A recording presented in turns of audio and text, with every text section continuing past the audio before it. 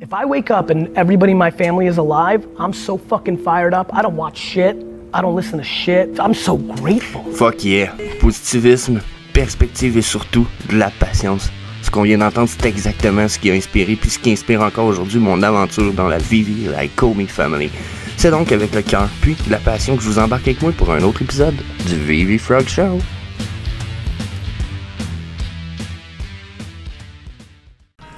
Il y a un vieux dicton qui dit que les deux guerriers les plus puissants sont la patience et le temps. Donc, c'est ce que je vous suggère à tous les jours dans le Vivi Frog Show. Donc, c'est Just the Homeluvium Frog. Je suis là aujourd'hui pour notre épisode 93 du Vivi Frog Show. Votre show où ce qu'on va regarder avec patience, justement, et avec le temps et, je vous dirais, un peu de perspective. On va regarder quelles sont nos opportunités pour les 3D collectibles qu'on a sur Vivi. On fait le tour des news, puis quelquefois on parle un peu aussi discussion alentour de tout ça. On parle du OMI et that's it. So faut passer au disclaimer time. So on va aller au disclaimer time, après on va aller voir tout ça. So yeah. Donc n'oubliez pas la gang, notre financial advice, tout ce qui va être dit dans cette vidéo ou dans tout autre contenu qui est fourni par moi ou par les membres de la famille crypto sont uniquement à des fins de divertissement. La raison est assez simple, il n'y a personne dans notre équipe qui est conseiller ou expert financier. Vous devez absolument faire vos propres recherches et vous devez absolument consulter justement des experts financiers pour tous vos investissements. Mais bien entendu, on sait que 99,9% du monde ne le font pas. Mais bon, malgré tout, on devrait tous le faire. Donc, notre financial advice, let's go pour notre vidéo. Donc ce matin, je veux encore parler de Kevin Anderson. Ben oui, je suis fatigué avec lui, mais des fois il y a des bonnes infos, des fois il dit des affaires de fou. Je respecte le body à fond de caisson, aucune chose négative à dire contre lui pour l'instant. Même que parfois il a accès à des infos justement intéressantes. Comme là, il a réussi à parler à Reese.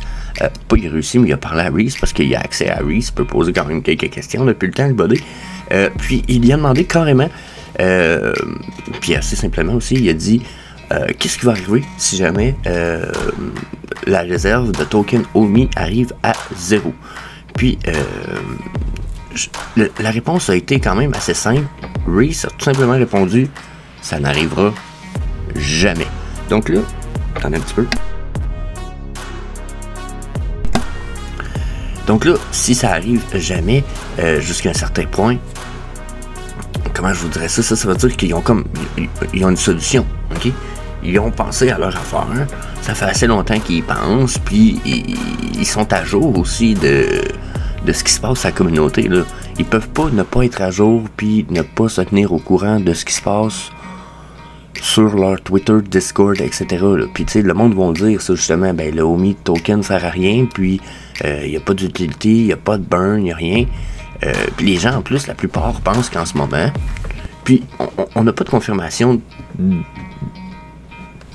que ça soit vrai ou pas, mais il y a des gens qui pensent que pour l'instant, il n'y a aucune raison d'avoir le OMI token, puis que le OMI n'est pas utilisé d'aucune façon dans l'application. Donc là, je suis un peu pas trop d'accord avec ça parce que j'ai l'impression que justement il y a une utilité que nous on connaît pas qui est probablement un peu cachée pour pas qu'on puisse trop profiter de cette utilité là peut-être, mais d'après moi le OMI est utilisé dans l'application jusqu'à un certain point pour gérer quelque chose, sinon il n'y aurait pas eu des burns puis des rachats de ces du OMI sur le supply en circulation de tokens. Donc il y a quelque chose right away.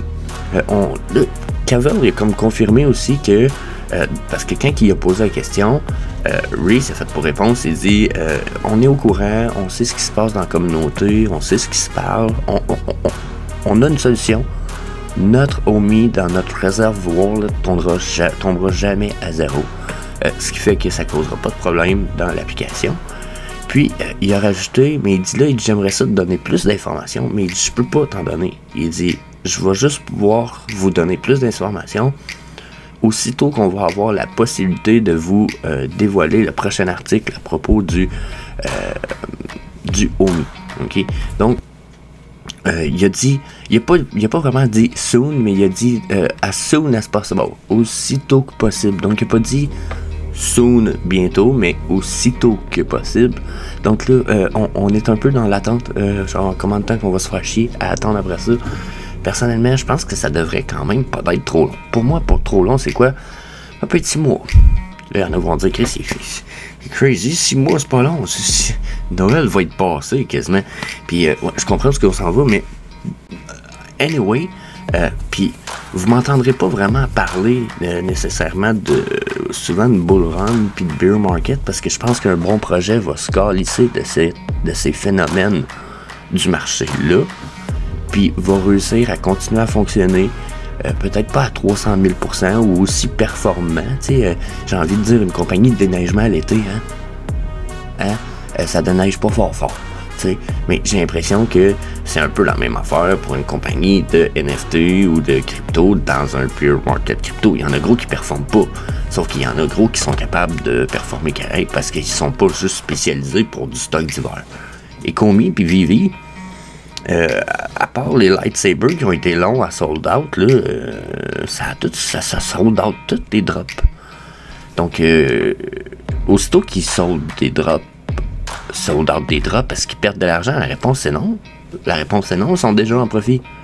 Puis en plus, ils ont les pourcentages de filles qui peuvent être faites par le reste du market. Puis ils continuent à avoir des belles pièces de collection, etc. Là, on est dans le down de la hype.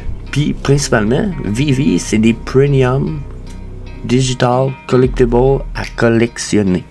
Ça c'est un peu, c'est quelque chose, j'ai l'impression, qui a été négligé dans la communauté. C'est le mot à collectionner. Mais oui, c'est des pièces de collection. Ça veut dire qu'un jour, c'est pas nécessairement juste leur utilité qui va leur offrir quelque chose, puis leur rareté, puis la date, puis etc. C'est le fait qu'ils sont là pour être collectionnés. Ce sont des pièces faites pour ça.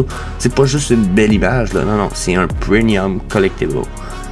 Pourquoi aussi c'est un collectible? À cause que la plupart ont de vraies propriétés intellectuelles qui vont en arrière. Matt Gondek, Frank Kozik, Tara McPherson, j'en passe, ok? J'en passe, on en a des nouveaux. J'ai pas eu le temps de toutes les checker. Un petit peu. Donc, désolé ma petite toux, mais on a quand même Disney, sinon, hein? Marvel, tu sais, on a des propriétés intellectuelles que vous n'allez pas retrouver nécessairement sur OpenSea. Ah oui, je peux aller m'acheter plein d'Iron Man de plein d'artistes différents sur OpenSea. Ouais, mais c'est pas le golden moment Disney Iron Man. Non, on n'en est pas là. Un jour, mais qu'on ait de la réalité augmentée, parce que ça s'en vient, là. Ça fait déjà 20 ans qu'on en parle, puis là, je sais pas si vous comprenez. Ouais, ça s'en vient. Mais qu'on ait de la réalité augmentée, lequel des Iron Man qui va être le plus cool? Celui Golden Moment de Disney, ou celui officiel de Marvel, ou le Deadpool qui vient de sortir, ou le Deadpool en 2D de OpenSea que j'ai dessiné avec des petits carrés. Je dis ça, je dis rien. C'est pas qu'ils sont super laids, mais tu sais, si j'ai le choix, je risque de prendre pas mal celui qui est plus de qualité, puis je risque d'être plus fier de le holder, puis même sans le montrer, je serais fier de l'avoir en dedans de moi, puis je le montrerai pas à personne, je serais comme fuck yeah, j'ai ça, yeah.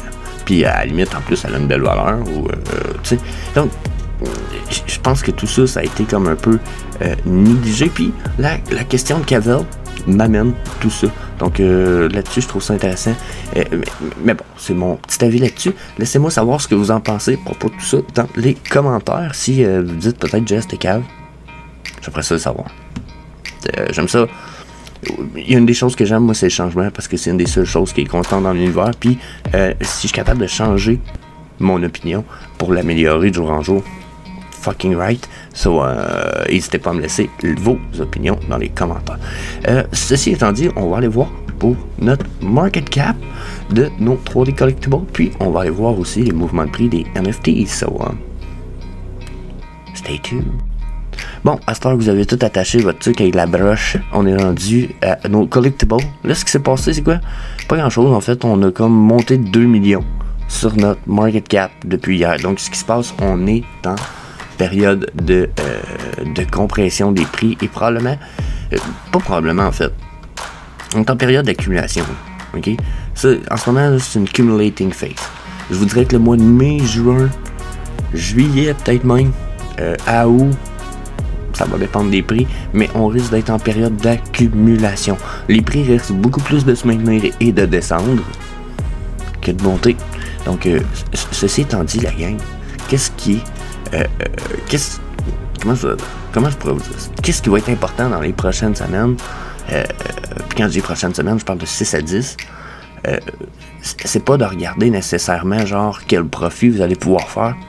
Il y a des chances qu'il n'y en ait pas beaucoup. Puis personnellement, je vous conseille pas d'essayer de flip des NFT pour faire du profit dans les prochaines semaines.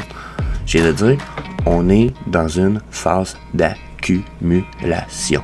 Donc, c'est pas compliqué. Vous faites comme tout le monde. Vous accumulez, puis vous attendez pour que ça fasse comme dans NBA Top Shot. Il y en a qui sont devenus hyper riches avec NBA Top Shot parce que NBA Top Shot, tout est descendu à un moment donné super bas. Les gars, il y en a une couple qui ont resté puis qui ont dit je vais acheter. Puis eux autres, ils achetaient toutes les semaines un petit peu, puis des pièces, puis des pièces. Puis quand ça leur remontait comme 6-8 mois plus tard, ces gars-là, il y avait des pièces qui ont fait du x100, puis il y en avait 100 chaque. Fait que tu sais, je sais pas si vous comprenez où ce que on pourrait s'en aller. Là, je dis pas que ça va arriver x100 pour l'hiver prochain, c'est pas ça que j'ai dit. Sauf que dans le monde de la crypto, en plus des fucking bear run, bear market, on a des saisons aussi. OK? L'été, c'est tout le temps bear season. Puis quand l'hiver arrive, Noël, on y retourne tout le temps style bull season. Donc, je dis pas que vous allez faire x100, mais s'il y a des potentiels à faire de l'argent, ça va être plus tard, en ce moment. Accumuler, surtout sur Vivi. C'est sûr qu'il y a moyen d'aller faire de l'argent sur d'autres NFT dans d'autres projects. Mais Vivi, phase d'accumulation, à côté, super belle opportunité. Donc, ceci étant dit, bien entendu, pour ceux qui le savent, il y a moyen de faire de l'argent pareil. Hier, on checkait les mouvements de prix positifs. S'il y en a qui avaient checké, là, on en avait qui avaient monté tellement de prix qu'il y en a qui avaient fait peut-être 2-3 000 en dedans de 3 jours. Il y a des affaires qui étaient fucking nice. Là, okay? Il y a des collectibles qui sont capables de bouger quand même beaucoup dernièrement. Peut-être un peu de whale manipulation, mais si vous avez été quand même assez nice puis assez wise, je dirais, pour sniper certaines pièces, il y a du profit à faire. Donc, pour aujourd'hui, on commence déjà comme d'habitude. On a un 82, 49, 35 de notre ligne 1, question de montée de prix. Si on va en bas de page 1, on est à 20%. Donc, une journée normale, ça tourne autour de 11% en bas de page 1 d'habitude. Tu sais, quand on parle d'une journée de stabilisation, consolidation peut-être pour nos prix. Donc, bas de page 2, 15%. Donc, notre rise de price de 2 millions qu'on a eu est peut-être pas terminé. J'ai l'impression de voir des bons mouvements de prix. Si je vais voir dans les chutes de prix, j'ai du 8%. Donc, ouais. J'ai l'air d'avoir une belle montée dans nos prix. Là, déjà, regardez. Hey, la canette de coke qui avait été rendue à 6$. Wow, ça, c'était fucking bas. Ça, je savais pas que ça avait descendu si bas. Justement, je me suis acheté un Starlight Orb. Je me sens bien. Puis, j'ai-tu acheté le Footmark aussi? Justement, je les ai achetés totalement bas. C'est justement des phases d'accumulation super idéales. Là. Okay.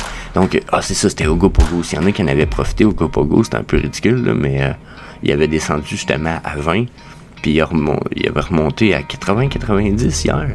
C'était ridicule, ça. On va aller le voir, justement. C'était très drôle hier. Regardez. Floor price 59.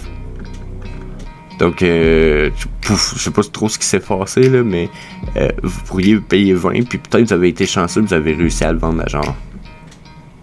On va le voir sur le 7 jours. Regardez. Même à 20, si vous le vendez 50, c'est quand même x2 dans votre profit. C'est quand même cool. Mais c'est ça, le supply a trash down d'un coup. Je sais pas ce qui s'est passé, mais c'est comme si il y avait une manipulation ou un achat. Listing 22, 11. Ouais, d'après moi, il y a eu un achat de 10. Tu sais, ici, il était bas. Hein, il y a quelqu'un qui a dû en acheter 10. Il a raise le floor d'un coup, boom. Puis là, il les a revendus tranquillement, pas vite. Donc, vous voyez, ça me semble être de la whale manipulation à côté. Là, ça sera pas bien long. J'essaie de rouvrir mon VV. Je vais aller voir. Il me semble c'est ça. J'ai acheté des canettes de Coke. Ah oui, papy.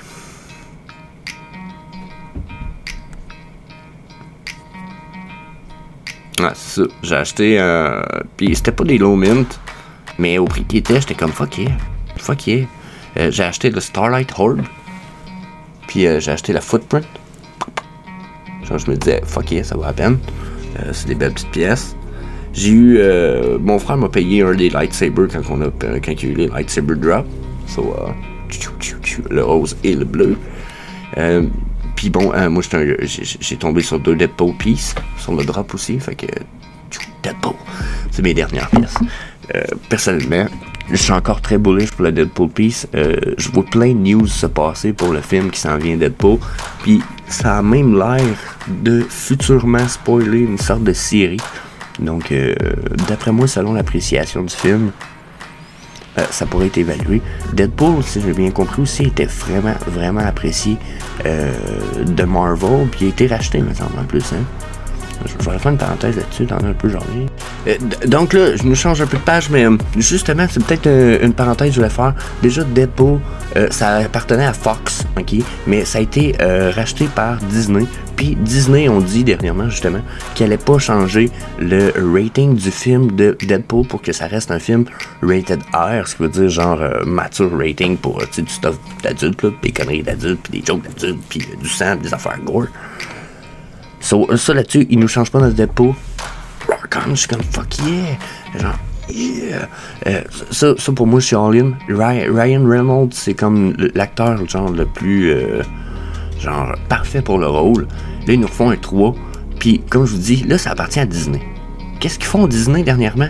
Ils prennent des characters que le monde aime, puis ils font des séries télé avec.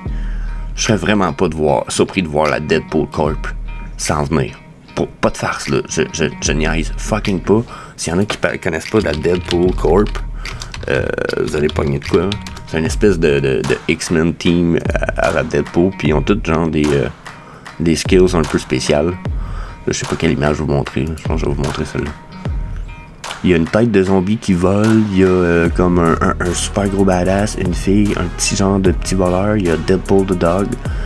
So, yeah, on retourne à donc là, Ride the Lightning Board qui a perdu comme 29%, 20% ici, que lui, dans le fond, il est redescendu. Ah non, il est redescendu, il était à 10 hier, il est redescendu à 8. Mais wow, super beau, je pense que j'ai payé les miens. Hey, j'ai payé mon Starlight Orb, j'ai payé ça à un prix ridicule. J'ai payé 9.75 gems. Il est à 9.5 là, vous allez me dire, mais genre, tu sais, les espèces de prix de con pour une affaire super cool. Donc, Harley Quinn, ça dépend, c'est ça. Harley Quinn, là, on est dans la saison 1, puis regardez, ils nous en ont. Là, je dis regardez, mais ils ont sorti des Harley Quinn, hein, dernièrement. Puis, voyons, Colin.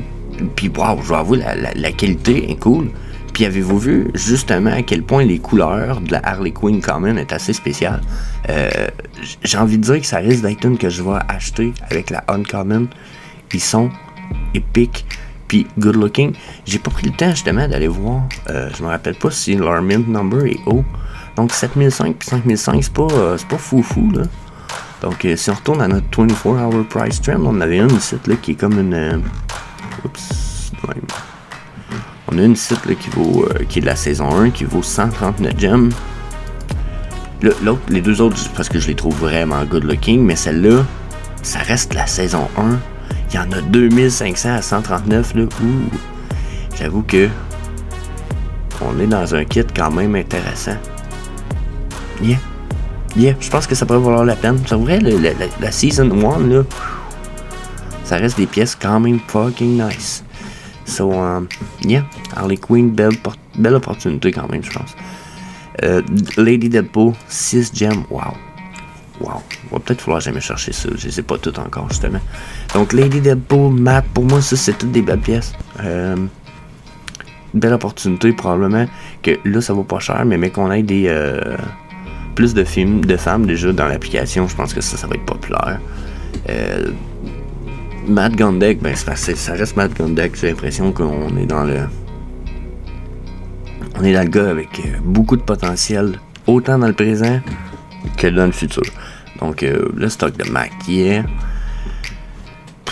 Si j'aurais pour de l'accumulation, probablement qu'en ce moment, j'évaluerais du stuff comme Holiday Groots, Ecto One Static, Ben, le stuff de Coca-Cola, là, s'il est pas cher, là, bien sûr. Ghostbusters, si vous avez moyen, parce que c'est des grills. C'est des fucking grills. C'est 188. C'est ridicule. 188 000 de ça. Pour 8000. Donc, c'est le pourquoi j'ai pas le choix de vous suggérer des choses comme ça. Professeur Utonium, encore une fois, je pense qu'il n'y a pas beaucoup d'éditions de ça. Donc, à 1100, il y a le 450. C'est quasiment un grill. Donc, à évaluer, encore une fois. Coca-Cola, je suis d'avis que ça risque d'être fucking bullish à un moment donné. Donc, à checker quand même. Sinon, en page 2, on a peut-être moins un peu de stock intéressant, à moins d'y aller peut-être Master Collector Program. On a le stock de Matt Gondek. Oh, on a un C3PO, j'avais pas vu. 5,99$, ouais, non, pas cher. C'est pas cher, ça reste une première first appearance. Il y en a 12 000 pounds, c'est ça qui est fatigué un petit peu. Mais si on regarde les prix pis tout, là, 2-3 000. Ouais, j'en achèterais 2. Probablement qu'en acheter 2 serait profitable. Même chose, ou 2 ou d'acheter le set complet. Ouais, acheter le set complet à 1009. En fait, je pense que je vais faire direct ça ici. Spreadsheet. Donc, spreadsheet, d'habitude, c'est le genre de choses que j'aime mettre dans le spreadsheet. Là, ça, là, c'est des golden moments. First of all. Ok, si je regarde les mints, il y en a quand même un bon niveau, mais ça reste 2 pièces historiques de Star Wars, C3PO, puis R2D2, first of all. Ce sont des golden moments. Puis je peux avoir le set au complet pour 2000 gems à peine, mais 1000 de gems. Un peu ridicule. Pour moi, ça vaut la peine d'aller mettre ça dans la spreadsheet. Donc j'écrirais Star Wars Golden Set. Donc après à payer 1907 gems, on fait la supposition qu'on achète ça le 10 du 6 2022. Puis la journée où on risque de revendre ça, ben on va pouvoir voir un peu à quel prix on va revendre ça. Mais moi je suis pas mal dans certain que même dans le temps des fêtes, là, c'est le genre d'affaires qui pourrait avoir le potentiel de valoir 4, 5, 6, 7 000 quand on aurait payé 2 en théorie en date d'aujourd'hui. Donc, il y en a qui ça demande peut-être un peu, ceux qui sont nouveaux, qui sont là, pourquoi la spreadsheet? La spreadsheet est là juste pour vous donner des exemples et des suggestions. Puis, dans le futur, on peut y revenir. Quand les prix vont remonter, on va aller voir à quel prix on pourrait vendre, puis quel profit va être fait selon les filles. Donc, cette spreadsheet-là est juste pour tenir à jour des suggestions les plus profitables, selon moi, selon les dates, selon les prix payés, puis d'aller voir en quelle date, puis combien de temps ça a pris pour retourner sur le profit. Là, comme vous pouvez voir ici en ce moment, là, ça c'était une supposition qu'on avait faite, et on n'a rien vendu. Pourquoi? Ben, j'arrête pas de le dire, on est en accumulation phase, puis probablement qu'il y a des stuff que j'ai fait acheter, qui, regardez, les Elf Labbit en ce moment sont à 14. Donc, est-ce que ça vaudrait la peine d'en racheter? Personnellement, probablement que je remettrais un Elf Labbit site, puis je pourrais mettre le prix à 14, puis je pense que ça resterait encore une belle opportunité. Sauf que c'est sûr que en cette date-là, le 18 de mai, le mois passé, il y a comme presque un mois exact, dans une semaine, ça va faire un mois, ben je trouvais que le prix était bas, comprenez-vous? Je pense que les prix à un moment donné vont augmenter. Le Health Labbit dans le temps des fêtes, ça fait très thématique. Si un jour on a du Viviverse, le web app qui s'en vient, je pense que ça va permettre des softs quand même intéressants. Donc personnellement, je suis vraiment d'avis que même si j'aurais payé à cette date-là 18 gems, puis qu'en ce moment ils valent 12, 14, je pense que tout ce que j'aurais eu besoin de faire, de toute façon, c'est d'attendre. C'est ça une phase d'accumulation. J'en aurais même racheté, que ce soit ça ou que ce soit le Rising Overboard. Les Rising Overboard là, sont vraiment pas chers ces temps-ci. Puis mais que ça vous permet de vous promener dans le Viviverse, tout le monde va en vouloir. T'sais? Fait que c'est des phases d'accumulation. Ça peut prendre. Certaines choses peuvent prendre beaucoup plus de temps que d'autres à popper, mais personnellement, je pense que ça peut quand même pas être trop laborieux ni trop long avant d'avoir de belles opportunités. Donc, on va aller voir la différence avec les all-time low pour voir ceux qui sont le plus proches de leur bas prix. Puis, on va juste quit là-dessus, la gang. So, first of all, je l'ai dit, les Ghostbusters, je suis vraiment pas fan. Je pense pas que ça a un gros potentiel de popularité dans le futur parce que ça reste une vieille série basée sur une technologie qui, même aujourd'hui, est dépassée de très loin. Même quand ils nous sortent la Ghost Trap qui essaie de la mettre au goût du jour, là, elle fait encore bidoche un petit peu, je trouve. Dans la mesure où qu'aujourd'hui, on n'aurait pas une technologie qui ressemble à ça, si je ne me trompe pas. C'est ça. Mais ça, on aurait d'autres choses. Mais ça, c'est peut-être mon opinion. Donc, je pense que le potentiel n'est pas là. Mais là, on est sur du all-time low, puis ça reste que ça ici, c'est des girls. Il n'y a pas de mint number là-dessus, il n'y en a pas beaucoup. Harley Quinn, on est dans le Bombshell. Je sais pas. C'est une belle pièce, mais je sais pas, j'oserais pas. Bar Cube. Star Wars a beaucoup de popularité malgré tout. Star Trek, mais je sais pas quoi penser de ça. Pour vrai. L'Habit 93, ça pour vrai, oui. Ça, c'est genre un des seuls collectibles qui avait ramené beaucoup de la jante féminine quand que les filles ont vu cette L'Habit-là. Donc, je pense que ça, il y a le potentiel d'amener une appréciation pour la jante féminine dans l'application. Sinon, regardez ça, je veux dire, L'Habit, checké, 13, 41, wow, 41 Red Rum. Ça a monté beaucoup plus que ça, 293. Wow, c'est de la pièce. C'est de la pièce. Donc, je pense que, personnellement, si j'aurais moyen, j'irais avec des girls, que j'essaierais de flipper sûrement. Sinon, les Habits sont vraiment pas chers. Les Labicorn, c'est un des seuls autres que je pense que je suggérerais de regarder, soit d'attendre qu'ils continuent à chuter pour en racheter, ou etc. Parce qu'il y a eu, tu sais, malgré le fait qu'on est sur une descente, là, regardez comment il a voulu maintenir son prix pareil. Et puis on parle du mois d'avril, on était quand même sur une chute, puis durant le mois d'avril, il s'est maintenu quand même un peu haut. Non, c'est une pièce qui risque de valoir cher, c'est le seul Habit Animated pour l'instant qui existe en plus. Il vomit son arc-en-ciel. Je dis, watchez vos prix, puis si ça continue à descendre, ça vaut l'opportunité, mais juste le set au complet, 868, c'est pas cher. Pas cher pantoute. So, yep, je vous laisse là-dessus la gang, c'était notre Vivi Frog Show de ce matin, épisode quoi, 93 je pense, hein? On a quand même rendu là. So, that's it, that's all. N'hésitez pas à me laisser vos avis dans les commentaires, je le dis souvent, je me répète, moi j'ai du fun à faire ces épisodes-là à tous les jours. Là, ce qui reste, c'est améliorer ça pour vous autres, donc donnez-moi votre avis. Dernièrement, j'ai essayé de changer le background sound, dites-moi si c'est mieux ou pas. So, yeah. Peace.